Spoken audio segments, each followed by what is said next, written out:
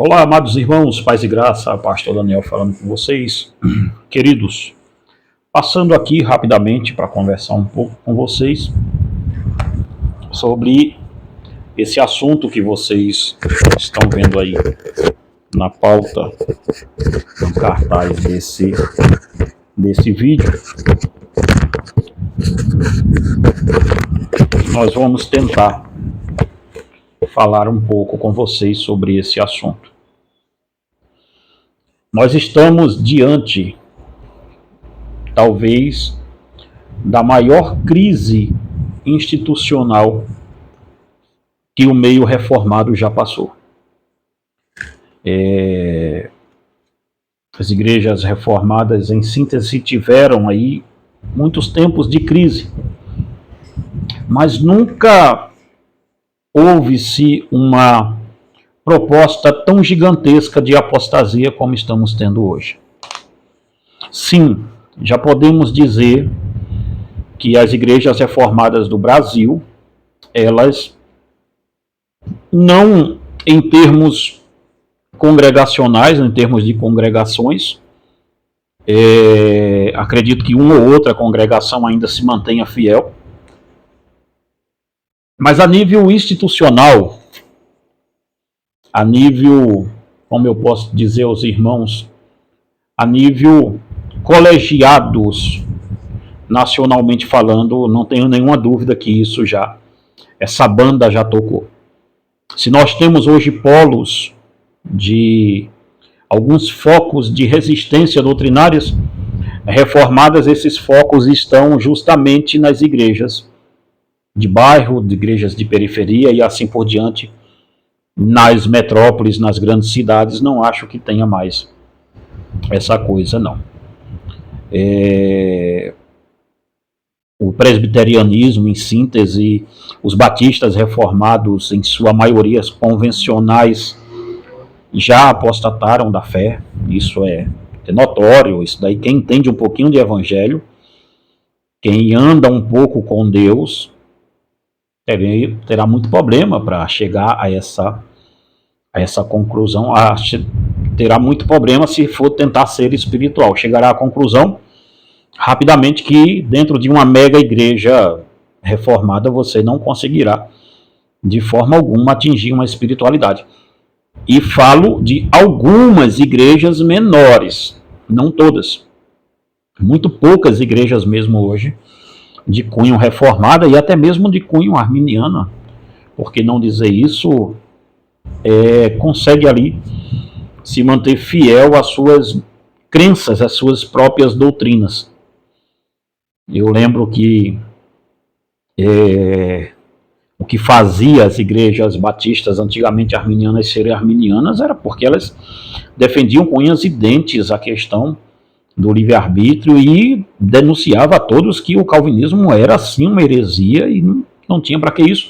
De outra sorte também os calvinistas faziam a mesma coisa e todo mundo se entendia também, não havia animosidade entre um e o outro. Mas não é sobre isso que eu quero citar aqui. É sobre o esfriamento da fé, é sobre a corrupção da fé da linha reformada. Como nós chegamos até aqui, irmãos?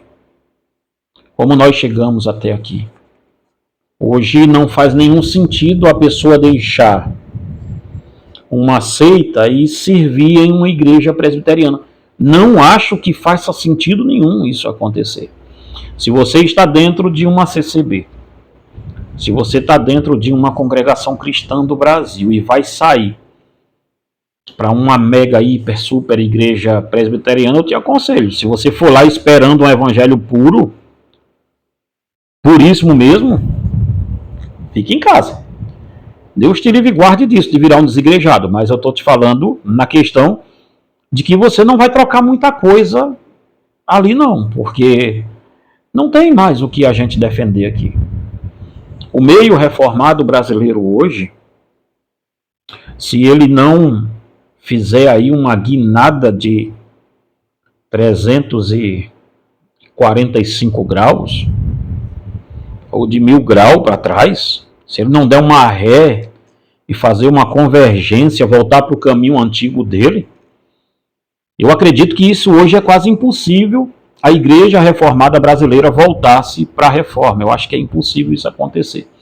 Acho que daqui para frente é uma descida, é uma decadência que não teremos mais como voltar. Via de regra, você vai ver aí as presbiterianas aí de São Paulo, aqui de Minas Gerais, e as outras igrejas que se alinham a esse tipo de pensamento, como é que está acontecendo. Basta você perceber como hoje os batistas e os presbiterianos, eles se alinham com o adventismo do sétimo dia. Tudo começou quando começaram a se alinhar com os arminianos ali no mesmo patamar, na mesma coisa, nas mesmas conferências, tal. Quando conferências grandes do Brasil começou a pegar conferências que chamam aí figurões de igrejas reformadas aí, figurões reformados mesmo aí, de gente grande, americano, brasileiro, tal, via de regra aí, misturando-se com dinheiro público. Tem uma conferência grande aí que ela dura um monte de dias, acho que ela dura quase uma semana. Você vai ver o pastor falando, está aqui o prefeito, está aqui o governador do estado, tal, aí passa nos comerciais da conferência sempre apoio cultural, prefeitura não sei de onde, tal, esse negócio todo. Você vê que, via de regra, irmãos, esse era um projeto mais neopentecostal, pentecostal. Também começou-se a ver que os figurões reformados tinha capilaridade dentro do campo arminiano, pentecostal, e eles gostaram disso e ficaram lá. Eu lembro-me que havia uma crítica sempre dos pastores reformados com a peregrinação que os pastores pentecostais da década de 90 até 2010, por ali, faziam com esse pessoal em Jerusalém. Eu lembro que isso começou lá atrás, ele nem era pentecostal na época, mas o Caio Fábio de Araújo, reverendo Caio Fábio, na época que era pastor presbiteriano, ele começou aí com essa peregrinação e tal. Quem começou a implantar essa coisa toda dentro do presbiterianismo foi o próprio Caio Fábio. Via de regra, ele era o cara aí que, quem é aí da minha idade aí, que está com quase 50 anos, vai lembrar bem do Caião ali, sendo garoto propaganda na Rede Globo e tal. O Caio Fábio era o tipo do Malafaia hoje. O Malafaia nem era o Malafaia na época. Quem era o cara mesmo era o reverendo Caio Fábio. Caio Fábio com a VID, trouxe... Hoje a gente quase que abomina o que o Caio Fábio fala, porque é abominável mesmo o que ele fala sobre o Evangelho.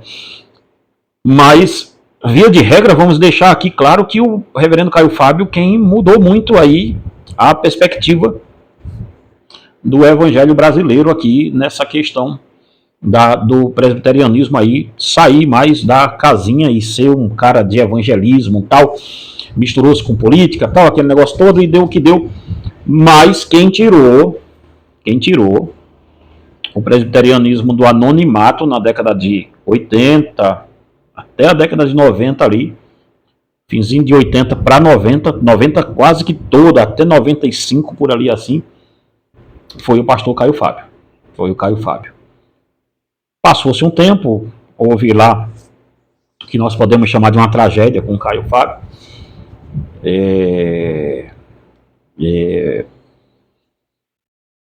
O Caio Fábio saiu do Brasil e o presbiterianismo recolheu-se, porque aí acendeu uma figura chamada Silas Malafaia na televisão, aproveitou o vácuo que o Caio deixou e foi ali e ficou.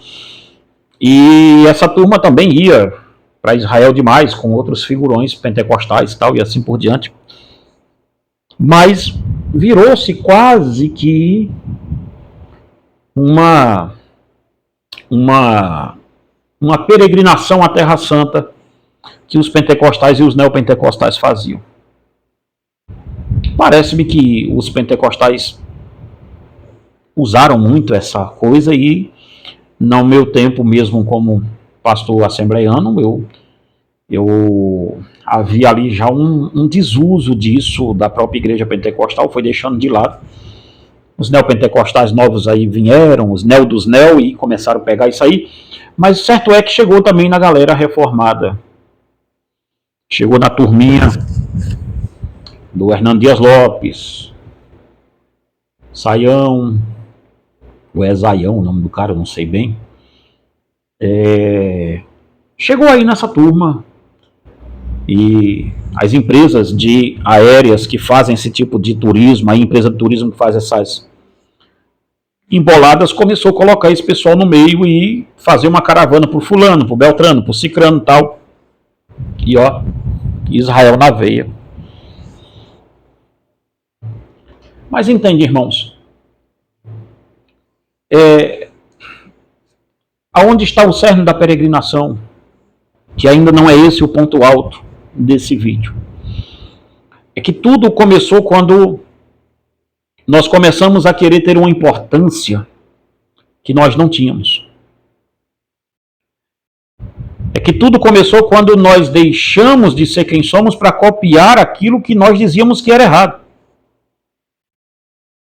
É que a igreja, ela, e agora do modo geral, ela deixou-se seduzir por coisas tão abomináveis que aí, veja, e aí as igrejas neopentecostais começaram a produzir bloco de carnaval gospel. Lá na minha terra, Igreja do Nazareno foi uma das pioneiras disso, Marcha para Jesus, e aí segue aí uma renca de gente fazendo um monte de coisa, mas os blocos de carnaval eram uma ideia, primeiro, satânica, né, que era totalmente fora dos portões da igreja isso, e aí começou os neopentecostais fazerem, os pentecostais entenderem que é bom, podia dar uma visibilidade maior, vamos lá, vamos fazer. Só que agora isso atingiu também o presbiterianismo. Quando você começa a copiar demais, você perde a sua identidade. De onde vem essa crise institucional do presbiterianismo? Tem alguns irmãos CCBanos que acham que é porque está indo muito crente da CCB para lá, e não foi, não é isso. É porque lá atrás, há uns 10, 12 anos atrás, houve um grande êxodo de assembleianos que saíram da Assembleia de Deus e foram para a presbiteriana. E ao invés da maioria deles virarem reformados, em sua maioria eles conseguiram pentecostalizar ou repentecostalizar a presbiteriana, porque a presbiteriana do Brasil sempre teve um pé ali nas igrejas pentecostais, sempre teve, não adianta negar que é fato, sempre teve ali um pezinho no continuismo, sempre teve ali um pezinho nisso aqui. Dado isso tudo, acredito que as igrejas reformadas começaram a ver isso e começaram a fazer ali um tipo de meio campo para ganhar mais pessoas, vamos assim dizer. E é aqui, irmãos, que entrou. Chegamos ao ápice de hoje, termos a notícia de que no dia 2/3 de 2025, domingo próximo agora, a 8ª Igreja Presbiteriana de BH vai sair com o seu bloco na rua, chamado 99 não é 100, bloco de carnaval mesmo da Igreja Presbiteriana. Chegamos a esse nível, chegamos a esse aparato violento e diabólico. Não acho que as igrejas, quando a gente acha que elas não podem descer, elas cavam um buraco e descem um pouco mais. Nós nos esquecemos que o evangelho, ele é radical. O radicalismo do verdadeiro evangelho. Esse livrinho aqui que eu vou ler um pedacinho só para vocês. Se você quiser adquirir esse livro, primeira descrição, está aqui na descrição do vídeo, meu WhatsApp, está também no primeiro comentário fixado.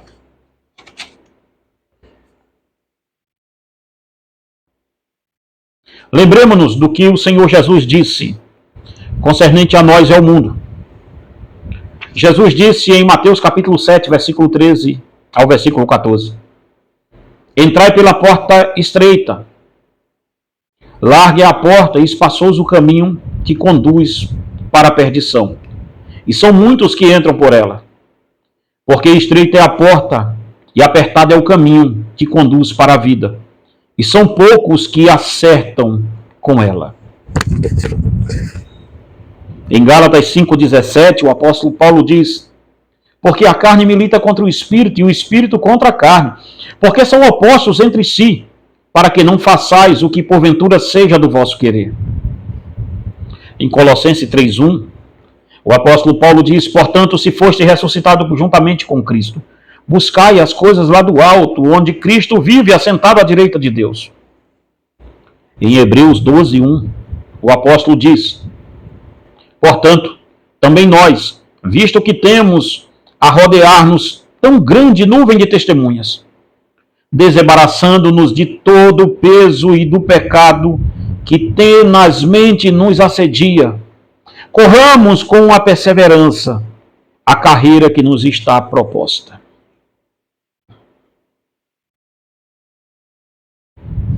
Vivemos um evangelho que, na verdade, está a anos-luz do verdadeiro evangelho de Jesus Cristo. Vemos pessoas denominadas cristãs cuja conduta espiritual nada tem em comum com as Sagradas Escrituras. Elas amam coisas que a Bíblia condena, amam parecer-se com o mundo. Fico observando como a sociedade evangélica tornou-se apenas mais um ambiente onde se atua a fim de ganhar muito dinheiro. Os evangelistas de hoje pregam a palavra do Senhor Jesus e apresentam o sacrifício de Jesus Cristo como sendo um cumprimento para a sua vida, para a vida dos homens.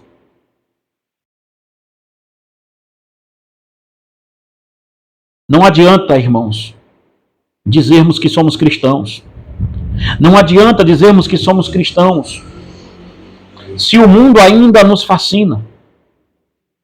Um canto simples de um pássaro ou a beleza das flores consegue nos tirar a atenção. Se estas coisas tão belas conseguem fazer com que você deixe de olhar para ele. Se os fortes terremotos e os grandes maremotos conseguem desviar o seu olhar dele, então você com certeza ainda não encontrou a beleza, e você encontrou beleza que não seja a beleza de Cristo. O evangelho que a maioria das igrejas do Brasil tem pregado não passa de fábulas. O que nós estamos vendo hoje sendo pregado dentro das igrejas, tanto arminianas como igrejas reformadas, são fábulas. O que nós temos visto hoje em nosso meio é uma igreja altamente libertina. É uma igreja totalmente destroçada, afundada no pecado. Uma igreja libertina. Veja o que o apóstolo Paulo diz em Gálatas 5,13. Porque vós, irmãos, foste chamados à liberdade, porém não useis da liberdade para dar ocasião à carne. Sede antes servos um dos outros pelo amor. Percebe, irmãos? O que vejo nos dias atuais é que muitas igrejas que se dizem cristãs estão afundadas em libertinagens destrutivas. O evangelho que a maior parte das igrejas está pregando hoje não passa de uma série de ideias humanistas. A Bíblia e o humanismo nunca andarão juntos, pois o humanismo banaliza o pecado. Veja se não é isso que os pastores reformados estão fazendo hoje. Eu estou me dirigindo aos pastores reformados porque há uma ideia de que os pastores reformados, quando se fala que a pessoa está saindo de uma igreja pentecostal, neopentecostal e procurando uma igreja reformada, há uma ideia de que pastores reformados são homens sérios, são homens que pregam somente a Escritura, que vivem baseados nos seus documentos de fé. E não é isso que estamos vendo hoje em dia. O que estamos vendo são moleques espirituais tomando os nossos púlpitos. O que estamos vendo hoje em dia são pastores reformados, tá? Eu estou falando de vocês. São pastores reformados tão carnais que passam a vida inteira pregados dentro de academia de musculação, mas não tem uma hora de oração com Deus. Andam com a biblioteca igual essa minha que está aqui atrás, ó, que muita gente acha até de vez em quando que é como a CRI, não é não. Tá? Isso aqui é de verdade. Andam com a biblioteca maior do que essa atrás deles, mas quando fala você sente a carnalidade dos homens falando. Não existe consistência com Deus, irmãos. Um ateu pode conhecer isso tudo que está aqui atrás de mim. Um ateu pode conhecer muito mais de Bíblia do que muito mais de teologia sistemática do que qualquer outro pastor. Um ateu pode conhecer os compêndios e os trâmites e as melindres de uma sistematização da fé, mas ele não terá como andar com Deus dessa fé. O que nós estamos vendo hoje são pastores amantes de si mesmo. Homens que estão enveredados pela sua própria vaidade, andando nos caminhos torpes de Caim, andando nos caminhos de Balaão, como disse Pedro, homens amantes de si mesmo, como disse Paulo. O que nós estamos vendo hoje são pastores totalmente, com vidas familiares totalmente destruídas, viciados em pornografia, cheios de vaidade, cheios do eu, amantes do próprio corpo, homens que não estão dispostos a jejuar em um dia, porque dizem que isso é coisa do passado, que jejum que nada, e jejuar para quê? Que orar muito assim para quê? Para que uma vida de santificação? Se eu fui salvo pela graça, Paulo está dizendo, irmãos, vocês foram salvos, porque vós, irmão, fosse chamado à liberdade, não useis a liberdade para dar ocasião à carne. Quando você banaliza o pecado, você tem que estar pronto para banalizar a graça de Jesus Cristo. Vejo muitos pecadores de Bíblia na mão, afirmando que eles pecam porque são salvos pela graça e não por obras. Quando um filho de Satanás faz esta afirmativa, ele só está mostrando o seu verdadeiro caráter. É justamente esse tipo de graça libertina que as igrejas secularistas têm pregado aos seus membros. Considero, está escrito aqui, o que eu vou lhe dizer. Considero a maioria das igrejas evangélicas e todas as católicas como Olá e Olibá. Estas são as duas irmãs prostitutas de que o Senhor falou para o profeta Ezequiel, em Ezequiel 23, 1 ao 49. Leia a sua Bíblia lá depois. Veja a história de Judá e Samaria, a respeito de quem o Senhor falava, de forma figurada. Assim como elas hoje, a Igreja Católica e as evangélicas estão fazendo as mesmas coisas erradas. No entanto, Deus ainda tem um remanescente dentro desta Babel espiritual. Irmãos, o remanescente de Deus nesses últimos dias será chamado de tudo que não presta. Eu sou chamado toda hora de legalista. Puritano do século XVI. Segue um monte de nome aí que você queira dar. Se você quiser ser diferente, buscar por santidade no meio dessa Babel que aí está, se prepare. Você vai levar muito nome. Homens amantes de si mesmos, secos, vazios, falam de si para si, esboçam seus conhecimentos filosóficos e teológicos, coisas que eu também estudei. Mas nenhum seminário me ensinou a importância da vida de uma oração. Nenhum seminário me ensinou a importância de um jejum. Nenhum seminário me ensinou a importância de viver uma vida piedosa com Deus. Uma vida que ninguém me ensinou que andar com Deus é diferente de conhecer o Deus da teologia. Não estou dizendo que você não deva estudar, não estou dizendo que você não deva buscar. Ao contrário, estou dizendo que você deva fazer. Mas estou dizendo que se você for apenas estudar, você será apenas um estudioso. Eu vou repetir uma palavra de Paul Washer e vou assinar embaixo. Eu prefiro um Ravenhill a 10 calvinistas mortos. Eu prefiro, e agora essa fala é minha, eu prefiro um David Wilson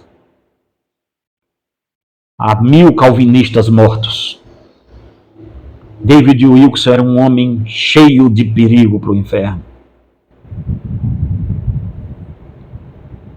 Eu prefiro ele a todos os calvinistas que cercam esta nação.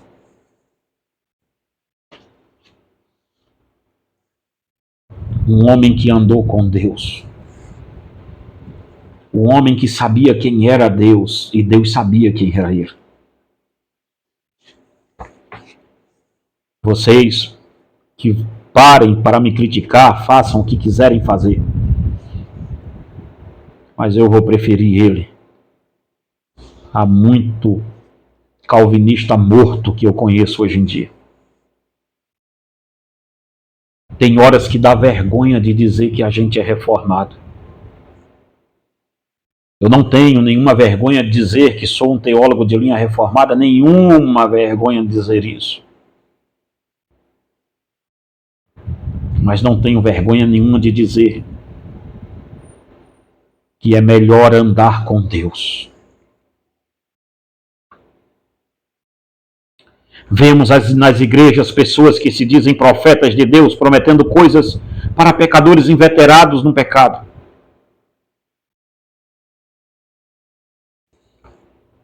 As igrejas modernas fazem de tudo para serem aceitas pela sociedade. Veja, vocês sabem quando eu escrevi esse livro aqui que eu estou lendo para vocês? Deixa me ver aqui a data do lançamento desse livro. Foi em 1 de fevereiro de 2014. Eu escrevi isso aqui em 2014, nós estamos em 2025. Vê quantos anos faz que esse livro está escrito. Vocês acham que eu falo que eu venho falando é agora que eu estou falando isso? Estou falando que a igreja, principalmente a reformada, iria cair em um declínio, eu já estou falando disso há muito tempo.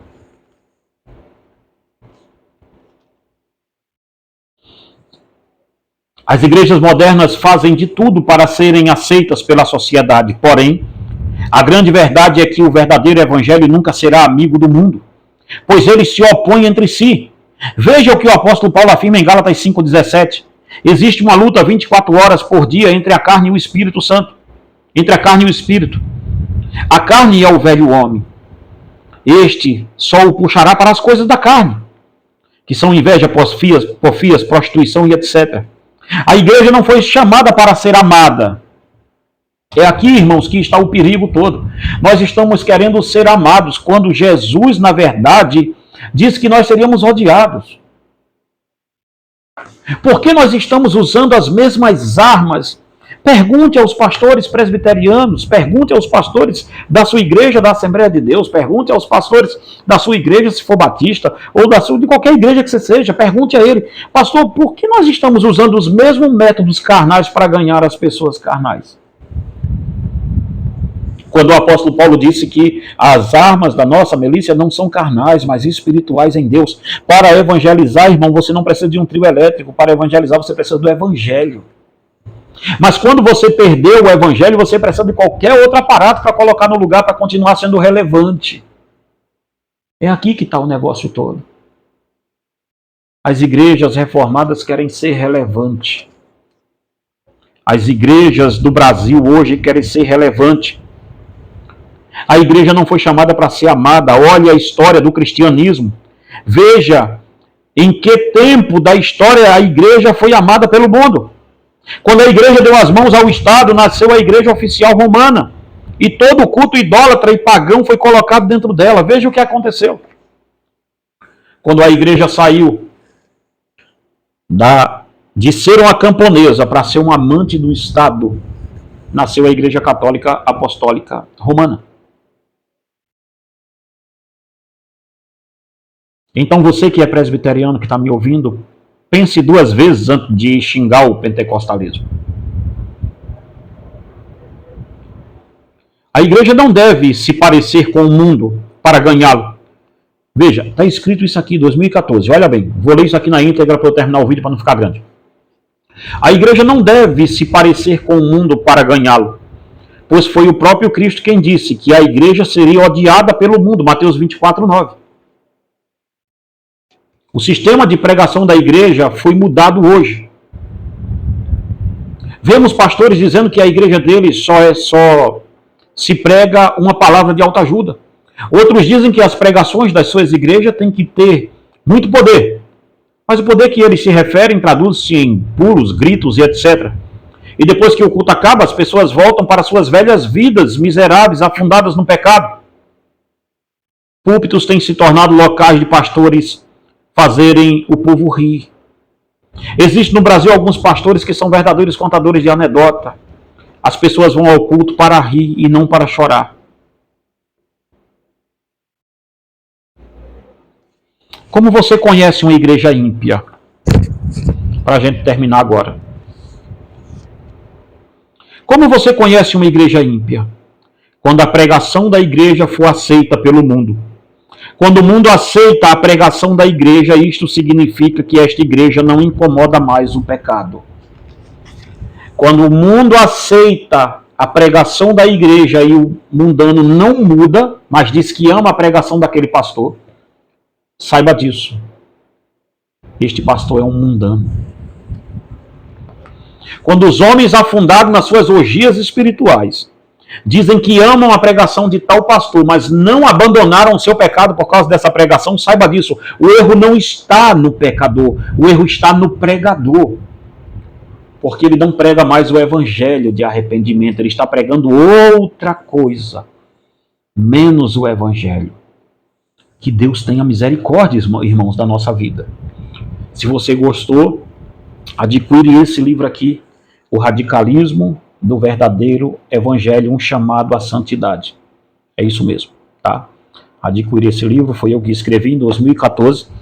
E se você quiser uma vida prática mesmo com Deus, uma coisa maior, o Manifesto de Jesus Cristo, uma abordagem sobre exegética sobre o Sermão do Monte. Esse aqui é o capítulo 6 do Sermão do Monte, Mateus capítulo 6, o capítulo 5 também tem aqui.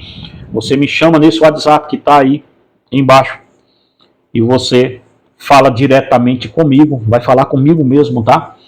Em nome de Jesus, e eu te digo como é que você consegue adquirir os nossos livros. Se você também quiser fazer parte da nossa escola de conselheiro cristão, eu sou um conselheiro familiar há mais de 23 anos. Eu aconselho famílias de toda espécie há mais de 23 anos. Nós temos um curso de conselheiro bíblico. Se você também quiser fazer este curso, 2 anos de curso conosco, entre em contato, mesmo WhatsApp aí, pergunta sobre os livros, sobre o curso, eu te informo sobre tudo. Queridos, que Deus te abençoe e te guarde em nome de Jesus e que Deus tenha misericórdia de nós em nome de Jesus.